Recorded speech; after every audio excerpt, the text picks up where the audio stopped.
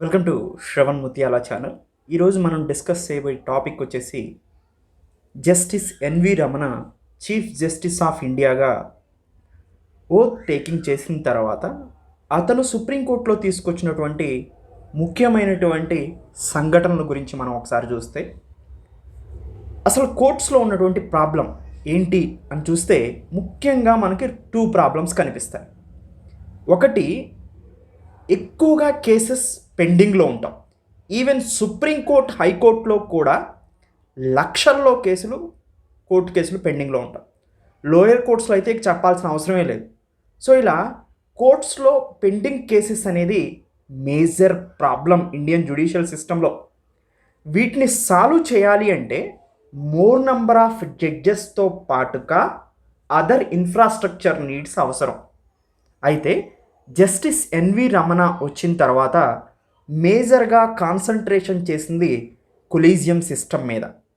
Collegium system అంటే ఏంటంటే judges appointed by the judges, న్యాయమూర్తులే నియమించుకునే ప్రక్రియని మనం కొలీజియం వ్యవస్థ అంటారు. ఈ కొలీజియం సిస్టంలో 5 సీనియర్ మోస్ట్ సుప్రీంకోర్టు జడ్జెస్ ఉంటారు, including chief justice of India and other 4 senior most judges ఉంటారు. ఈ 5 జడ్జెస్ని కలిపి మనం కొలీజియం సిస్టమ్ అంటారు. ఈ కొలీజియం సిస్టమ్ ఎవల్యూషన్ అయిన ప్రాసెస్ని మనం చూస్తే ఫస్ట్, సెకండ్, థర్డ్ జడ్జ్ కేసులో ఈ కొలీజియం సిస్టమ్ అనేది ఎవల్యూట్ అవుతూ వచ్చిందనమాట. 4th జడ్జ్ కేసుని మనం నేషనల్ జ్యుడిషియల్ అపాయింట్మెంట్ కమిషన్ అంటారు, ఎన్జాక్ అంటారు అనమాట. దీంట్లో ఈ అడ్మినిస్ట్రేషన్కి సంబంధించినటువంటి వాళ్ళు కూడా జడ్జెస్ అపాయింట్మెంట్లో పాల్పంచుకుంటారు. దాన్ని సుప్రీంకోర్టు స్ట్రక్ డౌన్ చేసింది. ఈవెన్ కాన్స్టిట్యూషనల్ అమెండ్మెంట్ని కూడా సుప్రీంకోర్టు స్ట్రక్ డౌన్ చేసి కొలీజియం సిస్టాన్ని అప్హెల్డ్ చేసింది అనమాట. ఇది కొలీజియం వ్యవస్థ.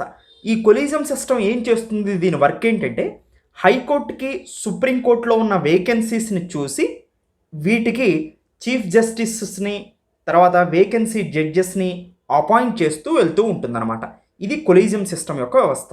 కొలీజియం సిస్టమ్ ఏం చేస్తుంది, వేకెన్సీకి కొన్ని నేమ్స్ని క్యాబినెట్కి సజెస్ట్ చేస్తుంది. క్యాబినెట్ ఆమోద ముద్ర పడిన తర్వాత ప్రెసిడెంట్ సైన్తో వాళ్ళు అపాయింట్ అవ్వటం జరుగుతుందన్నమాట. సో ఇది కంప్లీట్గా కొలీజియం సిస్టమ్ యొక్క ముఖ్య ఉద్దేశం.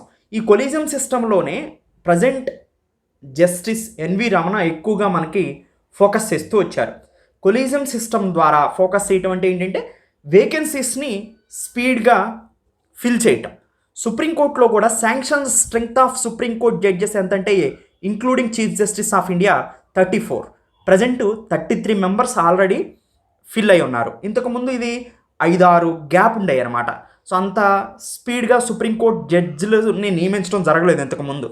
So for the first time ఎక్కువ మంది, దాదాపుగా దగ్గరగా స్ట్రెంత్కి దగ్గరగా సుప్రీంకోర్టు జడ్జెస్ని అపాయింట్ చేయడం జరిగింది కొలీజియం సిస్టమ్ అనేది. రీసెంట్గా ఈరోజు కూడా 5 హైకోర్ట్స్కి చీఫ్ జస్టిస్ని అదర్ వేకెన్సీస్ని ట్రాన్స్ఫర్ చేయటం కానీ లేదా కొత్తగా ఫిల్ చేయటం కానీ చేయటం జరుగుతూ ఉందన్నమాట. సో అంటే 41% హైకోర్టుల్లో కూడా వేకెన్సీస్ ఉన్నాయి.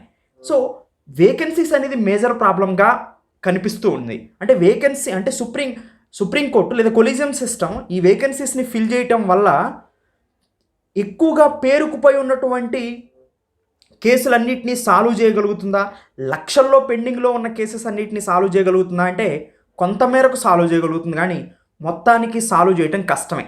ఎందుకంటే సో ఎంతమంది జడ్జెస్ ఎక్కువ మంది ఉన్నప్పటికీ కూడా అంటే ఎక్కువ కేసెస్ని టేక్ ఓవర్ చేయడానికి అవకాశం ఉంటుంది, హీరింగ్స్ ఎక్కువగా వినడానికి అవకాశం ఉంటుంది.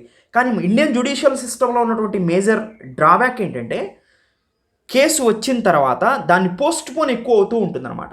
కేసుల మీద కేసు, ఆ కేసు కొన్ని 100 సంవత్సరాల తరబడి నడుస్తూనే ఉంటుంది.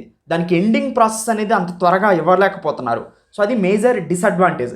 దానికి పరిష్కారం అనేది ఎవరూ కనుగొనలేకపోతున్నారు. ఎంత రీఫార్మ్స్ తీసుకొచ్చినప్పటికీ కూడా అది మేజర్ సెట్ బ్యాక్గా మిగులుతుందన్నమాట. అయితే రీసెంట్గా మనం ఈ కోర్ట్స్ని కానీ సైన్స్ అండ్ టెక్నాలజీని ఎక్కువగా ఉపయోగించడం కానీ పేపర్లెస్ ద్వారా ఎక్కువగా కోర్ట్ హీరింగ్స్ జరగటం వల్ల కానీ అదర్ ఇన్ఫ్రాస్ట్రక్చర్ నీడ్స్ని పెంచుకోవటం వల్ల ఇంకొంత మేరకు ఈ పెండింగ్ కేసెస్ని సాల్వ్ చేయడానికి అవకాశం ఉంటుంది. సివిల్ అండ్ క్రిమినల్ కేసెస్ని డివైడ్ చేసి క్రిమినల్ కేసెస్ కొంచెం టైం పట్టినప్పటికీ కూడా సివిల్ కేస్ డిస్ప్యూట్స్ని అతి సత్వరంగా పరిష్కరించినట్టయితే పెండింగ్ కేసెస్ బాగా తగ్గడానికి ఎక్కువగా అవకాశం ఉంటుందన్నమాట.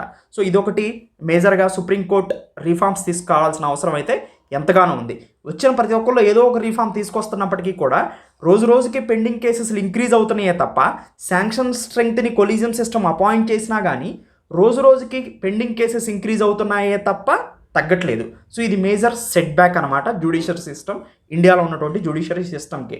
సో న్యాయ వ్యవస్థ పెండింగ్ కేసెస్ మీద ఫోకస్ చేసి సివిల్ అండ్ క్రిమినల్ కేసెస్ని డివైడ్ చేసి సివిల్ కేసెస్ని త్వరగా పరిష్కరించి క్రిమినల్ కేసెస్ని కొంచెం లేట్ అయినా కానీ నంబర్ ఆఫ్ కేసెస్ అనేది పెండింగ్ కేసెస్ అనేది తగ్గడానికైతే అవకాశం కనిపిస్తూ ఉంటుంది. ఎనివే ఎన్వి రౌండ్ మాత్రం చీఫ్ జస్టిస్ ఆఫ్ ఇండియా, మన chief justice of India so కొంతవరకైనా కానీ విజయం సాధించినట్టయితే కనిపిస్తుంది. ఎందుకంటే మ్యాక్సిమం నెంబర్ ఆఫ్ జడ్జెస్ ఉన్నప్పుడే హీరింగ్స్ కూడా ఎక్కువగా వింటారు. ఈవెన్ హైకోర్టులో కూడా 41% వేకెన్సీస్ ఉన్నాయి ప్రజెంట్ అన్ని హైకోర్టుల్లో కలిపి. సో అంటే అప్రాక్సిమేట్గా 50% స్ట్రెంత్తోనే హైకోర్టులు అన్నీ నడుస్తున్నాయని మనకు అర్థమవుతుంది. సో ఇలాంటప్పుడు కేసెస్ హీరింగ్స్ తగ్గుతాయి కదా, చాలా తక్కువ కేసెస్ని టేకప్ చేయగలుగుతారు పర్ డే. సో అలాంటప్పుడు స్ట్రెంగ్త్ ఇంక్రీజ్ అయినప్పుడు పర్ డే కేసెస్ హీరింగ్కి ఎక్కువ అవుతాయి అన్నమాట. సో ఆటోమేటిక్గా రిజల్యూషన్ కొన్ని అయినా కానీ అవడానికి అవకాశం ఉంటుంది. సో ఎనీవే కంప్లీట్గా స్ట్రెంగ్త్ని పెంచడం వల్ల కేసెస్ పెండింగ్ కేసెస్ తగ్గుతాయని అయితే పూర్తిగా చెప్పలేం, కానీ కొంతమేరకు అయితే ఇది సహాయపడుతుంది. అదర్ ఇన్ఫ్రాస్ట్రక్చర్ను కూడా సుప్రీంకోర్ట్ ఆఫ్ ఇండియా కాన్సన్ట్రేషన్ చేసినప్పుడు ముఖ్యంగా ఈ డిలే సిస్టమ్ ఏదైతే ఉందో, జస్టిస్ డిలే సిస్టమ్ ఏదైతే ఉండిందో, పెండింగ్ కేసెస్ని త్వరగా సాల్వ్ చేయలేకపోతున్నారు ఎక్కువగా. సో పోస్ట్ పోన్ అవుతుంది, సంవత్సరాల తరబడి కేసు నడుస్తూనే ఉంటుంది. దీన్ని తగ్గించుకున్నప్పుడు మాత్రమే సుప్రీంకోర్టులో కానీ హైకోర్టులో కానీ పెండింగ్ కేసెస్ తగ్గడానికి అవకాశం ఉంటుంది. ఎనీవే ఇప్పుడు మాత్రం ఇది ప్రజెంట్ సిచ్యువేషన్ అయితే కొంచెం పాజిటివ్గానే కనిపిస్తుంది. సో ఫుల్ స్ట్రెంగ్త్తో కోర్టులు నడిచినప్పుడు కొంతమేరకైనా పెండింగ్ కేసెస్ తగ్గడానికి అవకాశం ఉంటుంది. Thank you. Have a nice day.